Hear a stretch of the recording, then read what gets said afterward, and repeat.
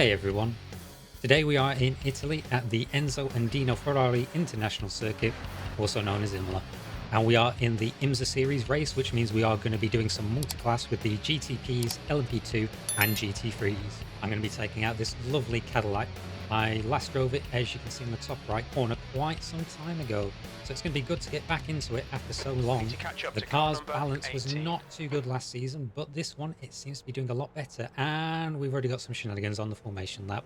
Lovely. Carrying on though, we are now in the middle pack, and this is a pretty high strength of field race. You'll see the lead car is 6K, and we are starting in P9. Certainly going to be an interesting one. I'm going to be showing you though, I have a special trick throughout the course of this race I'm going to be using, and that's going to get us some positions. Not helping the start though, I didn't quite see the cars in front of me, so we fall far back. But we are in a nice little space here coming into turn one, which is going to help us, because watching the brake trace in the bottom left-hand corner, we have some extremely cold tyres to start with in the GTP, so you have to be very, very gentle in driving the car to begin with. Otherwise, you're going to end up facing the wrong way, which is not going to be conducive to a good race result. Therefore, I am very much just letting the car glide around this track. I'm not trying to overload the tyres. I'm very much underdriving it. And I'm just trying to do this in a manner that doesn't cause what happened to that Porsche in front of us, who washes wide because he's asked too much of the front tyres there, and they just have no grip to give, which does give us a little bit of a run in towards Piratella, but the guy in front is matching me currently on the cold tyre pace. And the one behind is very close to me as well, so I am very much wedged in between these two cars in towards Aqua Minerale. Just letting the car settle and then trying to focus on the exit. You can see how long it takes before I can get on full power, which gives the guy behind a little bit of an inkling that he could send it into the Variante Alta, and he does brake quite late, nearly going into the back of us, and looks like he's taken the run off there. Quite a smart move. He will have a slowdown, which means that he will have to try and give up some time behind us, and that'll give us a nice little gap. And let me try and focus on these last two corners at Ravazza. But I do come in too hot there on the cold tyres, and that's going to send me wide and compromise me all the way through. Just about going to keep the slipstream of the guy in front of me, which is very crucial. This is a long, big straight, and coming into turn one, that's just kept me with them. But have a look in the rear view mirror. Regal behind us is going to brake quite late, and he goes over the sausage curbs, which sends him straight to the shadow realm and shows us just how dangerous these sausage curbs are if you hit them at the wrong angle. Thankfully for him, the sand is just there, which is able to slow down the car, so he's only going to lose one position, and certainly could have come off a lot worse. It's not the first time though we can look back at how late he was braking into the Variante Alta, and at least here he did do the sensible thing and took that run off, because again there's a sausage curb on the inside which can send you off. After all that excitement on the first lap, the rest weren't as much, because myself and Caesar in this Porsche GTP were very close on pace, and it was really now coming down to the fact that I was actually fuel saving behind him. That is the technique I'm going to be employing throughout the course of this race, especially as we're now coming up to the first of the GT3 traffic, which Caesar is finding in the worst possible spot at Aqua Minerale. He's just stuck behind this GT3, and he's got nothing to do until on the exit he can finally get past them. That hold up though has at least let me really now close up to less than a second behind him into the Variante Alta, and I'm going to clear that GT3 with no issue whatsoever. But just look at the exit the Porsche gets. That's why that car is the pick of the week when it comes to the GTPs, and has always been very favourable to myself as well. It's not going to help him though, because we are now coming up to the main pack of traffic just on the outside of the second Ravazza, and he is absolutely going to be running into them first at turn one. I've got a bit of a gap though, so I will at least get to see how he's going to get through this part, and I'm going to have more time to think about myself getting through them. This is a prime opportunity now though to lift and post. This is my fuel saving starting to really kick in. Look at the big lift I have here as we're coming into the Variante Villeneuve, letting the Astons just do their thing in front of me, because I know they're going to move to the right. I'm going to now have a chance down the inside, but I'm not going to clear that second Aston. So I'm going to stay nice and tight to the inside and make sure I get on the power, because I don't want to hold up the Aston behind me or give him a chance to potentially run into the back of my car and cause damage. A lot of the GT3 drivers do get upset with that, but that is just how the GTPs have to handle these sort of situations. And especially for me as whilst I'm chasing down Caesar in front of me, because we are fighting for P5 between us. And in this bit of traffic, this is crucial for me to try and match him as best as possible. But it's not always going to be the case, because you will lose as much as you may gain in the traffic. But that just means for me, I can try and offset that with the fuel saving, because as long as I can stay within at least a second I can potentially save more than a second in my fuel usage. Now, this next lap, traffic's not as bad through this part. We're going to get past the Ferrari, but again, another big lift because these BMWs are going to slow me down, or rather the BMW and Slower the class car McLaren. ahead. And same like last lap, let them move over and then slot Right in side. just like last time and now hug the inside Hold your curve. line. The BMW is going to do the right thing and go around the Clear outside, right. carry more speed. He's not going to lose too much time to the McLaren, and I'm not going to lose too much time to Caesar, which is going to keep me in the gap The I need to cab rail maintain in ahead is order to try increasing. and It's pass him now when it comes to the fuel 1.3. stop. I'm estimating I should be able to save at least 2 to 3 litres, which might get me a second or two. But that doesn't include Slower the cars other ahead. These factors guys will be like fighting the for traffic position. we're They running might not into see you. here at the outer. Watching the Corvettes, he's going to have a big moment on the On your right. exit. I have to go Clear to the right. inside, keeping my foot off the pedal just to make sure we don't come into contact. And that was a bit of a scare. That's now cost me though, because we're going to come in a little bit On your late against right. this BMW into Rivazza. He's We're still now there. side by side, which is just going to cost us both Hold time, your line. and that BMW is Clear right. certainly not going to be happy with that, because now he is at the mercy of that Ferrari on the run down to turn one, which again is just part of the nature of multi-class racing, because I lost time to Caesar, but on lap 10 I managed to claw all of that back. Pretty happy with myself considering that he is 3.6k, so on paper he should be a lot faster than me, but I seem to at least be able to match him on pace for the time being. And that's still with me trying to lift and coast as much as possible. There you'll see Coming up now on a slower the class lifts car. are not as long as they were before whilst we're in the GT3 traffic, because I want to maintain my gap to Caesar, because I may have already been able to save enough fuel. So now the critical part is just to keep with him, because I don't think I can actually overtake him on track. But with this race at least being 35 minutes with a fuel pit stop, which introduces the strategic elements, I may need to get past him, because I'm still making mistakes like here at the top of Piratella, just running We've been warned wide. about track Thankfully, limits. the GT3 stays out of the way for me, but it's mistakes like that I need to keep a lid on, because I am already up to 4x. If I get to 17, that's going to be a drive-through penalty for me, which is something I won't be able to recover from over the course of this race. So it's key for me to be able to push to keep up with Caesar, save fuel, and not hit any more off tracks. I'm doing all right for now, though. This is where I can talk Come about on, the let's put strength of this the hard work Cadillac. to good This use. car has 20 some minutes remaining. great You've got 20 minutes rotation left. compared to the Porsche. Not as much through Rivazza. This is more on the brakes, and I do struggle a bit through here. It's not the weakest though, but you see that bump on the outside where I'm trying to extend the track, put me out a little bit. However, I can just at least keep within that second gap, and that slipstream will keep me with Caesar in front of us through the run down to turn one.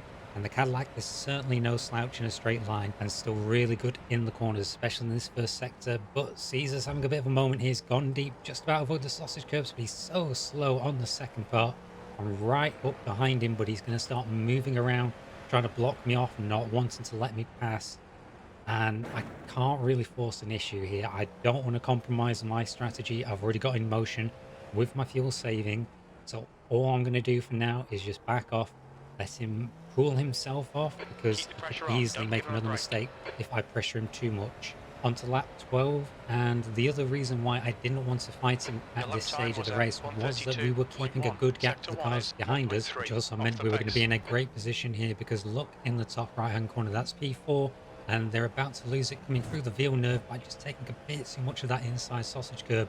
They're going to be gathering it up as we're coming Yellow through flag. Villeneuve There's an incident in ourselves, and we're going to see Villeneuve. how It looks like close we come scanning. out behind them. There's also a GT3 mixed in, which is going to slow them up a little bit more on the exit, letting us close in that You're coming bit up on a more, slower but they're car. going to get past that Okay, BMW mate, on we the really run think up you should towards pass this guy. Piratella, and it looks like we're going to get held here because Caesar's just not close enough, and that GT3 is going to take their racing line, so we're both getting caught up. Going to lose at least half a second by the looks of it as we're coming around towards Aqua Minerale. And I'm just going to still just give Caesar the space to work here, because I don't want to let P4 escape. We are potentially Davis, all he's in the entering the pits. battle He's in because no one's P9. pitted He yet. should come out And just this in is going to front get of you. very interesting We've if just we can cut the keep track. pace You with them. have Through the 5 outer, incident points. nice and tight though. Caesar runs a bit deep on the exit, but they're just going to take the 1x. And I'm just quite happy for the time being, because I'm still in that slipstream, which is going to be crucial There's an coming incident onto the in main Ravazza 1. straight. It looks like there's been an incident in the Rivazza from what we've just heard, so I'm keeping my eyes peeled. There's gravel on the track, and that's a very badly beaten GT3. Looks like that used to be a Ferrari. So whilst we have this run down the main straight, let's take a moment to have a look at what caused that incident. And at the top of the Piratella, we've got these two GT3s coming together. Looks like that's a nasty hit there for the Ferrari, causing a lot of that rear damage. On board with the BMW, we can see the Ferrari just kind of turns across there. I had a big look at the footage afterwards, and it very much seems to be on the Ferrari. But just look at this next. They are trying to now drive all the way back around the track whilst they're carrying all that damage. And through the Variante Alta, they hit that LMP2, who takes some terminal steering damage there. They end up pulling off to the side, having to tow at that stage. And this is where we came round the track to see them when they're finally getting close to the pits. But at the moment where they were off the track and almost into the pit lane, that is when they decided to stop and finally tow. I really didn't understand what was going That's on with half that guy, distance. but We that's what you estimate see 4 sometimes in laps of IMSA. fuel remaining. Back to us, Slower and class we are car still ahead. chasing P4 with Caesar. I'm happy where I'm at We currently really need to because be in my front of this car. strategy is going to now benefit me even more, because I could potentially jump P4 in the pits if they have not been doing any fuel saving. The Aston pulls off to the right, and they give us plenty of space through Villeneuve, so that worked out very nice for me. I do appreciate it when a GT3 does that sort of thing, when they're not in any sort of battle themselves, and it looks like that poor Aston has already been left out to dry by the rest of the GT3s. Down into Aqua Minerale, and we're going to see another mistake from P4 here. They just push that speed on the second part a bit too much, and they end up going all the way across the runoff. That nets them a slowdown, as you can see in the relative, and they're now going to be trying to serve that probably on the racing line, like anyone tends to do in this sort of high split racing. This will give Caesar an opportunity down into Ravazza, so I'm going to be watching with keen eyes to see which side of they end up going to, and they just end up braking very early on the racing line. Caesar got caught out there and just ended up slamming on the brakes themselves, and everyone just ends up concertinaing together, so we're all just stuck once more as we enter the start finish straight. Not the best way to serve it, but people will do that because it allows them to maintain the position. That doesn't bother me though, because I'm so P5. happy We my estimate 3 laps strategy of is fuel working left. here more and 15 more. And you can minutes see left. I'm taking those nice big lifts once again to save the fuel, because Caesar is being slow, though I have a little bit of a problem myself there. Turned in a little bit too early and nearly went into one of those sausage curves myself. So I had to take a little jab out, Coming and up on that a slower loses class me at car. least a few tenths, but not a problem because we're soon back up on the two of them. And just look at this now, coming into Toaster. They're both diving to the inside. Caesar nearly goes into the back of P4, and we nearly get taken out by that Aston, deciding to try and cut back on both of them.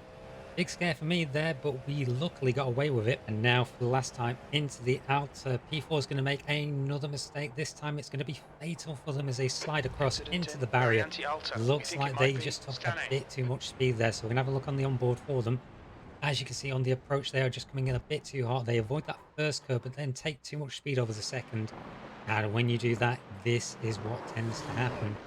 I don't think it was too hard of a hit though against the barrier, but you can see iRacing says that's enough for them to lose the rear wing. That's race-ending damage at that Just keep stage. hitting your So now we're marks. both This is up looking a good. position, P4. me 2 and laps of Caesar fuel remaining. fighting for P3, surprisingly. But that's actually because P2 is currently in the pits. They seem to be going for a bit of an undercut on P1, so we're going to have to see how that plays out for them. But it also means that we are now entering the pit stop phase, and you can see on the fuel calculator overlay there, we've got just under 2 laps remaining ourselves, but I believe that means that the guy in front is only going to just have a lap left in his tank, which means he's probably going into the pits at the end of this lap. We're going to see if that's going to be the The gap in case, front is and now if my zero fuel point 0.9. saving has paid dividends. Coming into the end of the lap out of Rivazza, and Caesar pulls into the pits. I'm going to continue on for another lap though, because I've still got plenty of juice for this last lap in the tank. And that's going to give me a good chance here for an overcut. So now this lap is going to be the Rigel most important behind is of the pitting now. race. I've got P2. just this This is the lap last left in lap the of tank. fuel. That's So your we're going to be quickest going lap in into the this session. pits, and that means I have to give this one everything just to make sure I'm going to have the best possible chance of coming out ahead of Caesar. And you can also see that Rigel is the one that was behind us. He's gone into the pits as well, but they are on a big recovery drive after that incident on lap one. Coming through Villeneuve, and you can see Coming we up on are a slower up on car. our best time so far, enjoying that clean air. Now Caesar is no longer in front of me, but we do have this Ferrari in front of us, and this is going to get very close on the run up to Piratella. Not sure I'm going to clear them, but I'm still going to go for it at this 2 stage, just litres because it's left. so key. Braking a little bit later, carrying a bit too much speed. We almost go over the top there, and you can see that's cost us a The gap lot to of time now, Adrian which I'm going in to have to try front and is make now up through 14 Aqua Minerale, just seconds. really throwing the car into it. But Alexander I is pitting from lose some position more 9. time there, Should come out close in front unfortunately, of you. and this is not looking good so far. I really need to be up on my delta. Pit this Now I lap break a in this bit lap. too late into the outer, and I'm losing more time. That's almost a second lost on this lap alone. At the end though, I'm going to now come into the pits myself. There is some traffic in front of me with that LMP2, but I'm just going to get it stopped before the speed line. And we're going to end up coming into the pits perfectly, which brings to an end the strategy. Now all I can do is wait and see whether we're going to clear Caesar on the exit. That LMP2 we saw at the entry is now going to plague me on the exit. We're coming out side by side. I was sort of hoping they might back off and let me get ahead of them because I would be quicker. That's just not going to be the case as we come out of the pits. I've got to wait until we get past that white line so I can clear them. But look behind us. Here comes Caesar. We have managed to get ahead, but it's going to be so close on the exit. Thankfully, that LMP2 is going to slow Caesar up through the first sector and give me a chance to start getting some speed into the tyres as they're a little bit colder coming out of the pits, which gives Caesar a bit of an advantage on this outlet. And he's going to use that straight away into the Villeneuve chicane. I do feel a little bit of understeer, but it's not too bad. So as long as I can get the tyres up to temperature and get back up to that pace I was at before, I shouldn't have any issues because me and Caesar are very closely matched, which means he's going to struggle to get past me. And it also means that that strategy has paid off so much. You can see my pit stop was a whole 2 seconds faster than his. And he also had a really good outlap compared to the poor one that I gave myself going in there. So you can see he has really made the difference here between us two being so closely matched.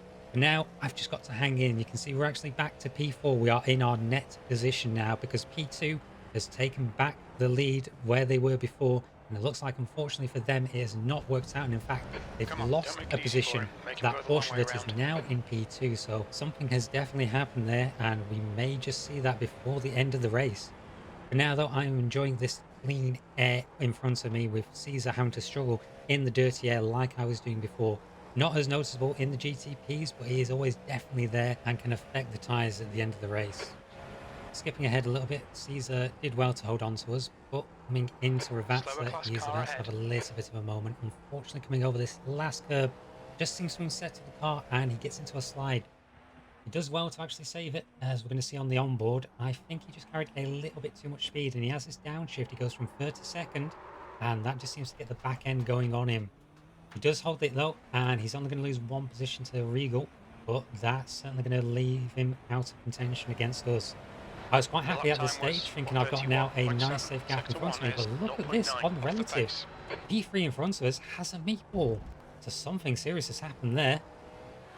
This was just in front of us whilst we were coming down into Ravazza. So this is on board with P3 in the Ferrari, and well, yeah, I don't know really what to say here because that's the racing line the GT3 is taking.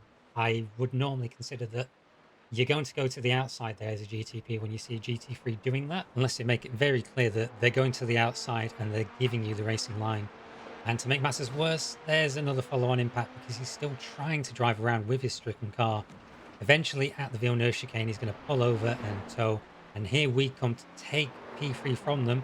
And everyone behind is going to still benefit from that extra position, which means as we come out of Ravazza for the last time, we're going to be on the podium for today. We are in P3 crossing the line. A fantastic finish for this race. That strategy worked out perfectly, showing that lift and coast does work.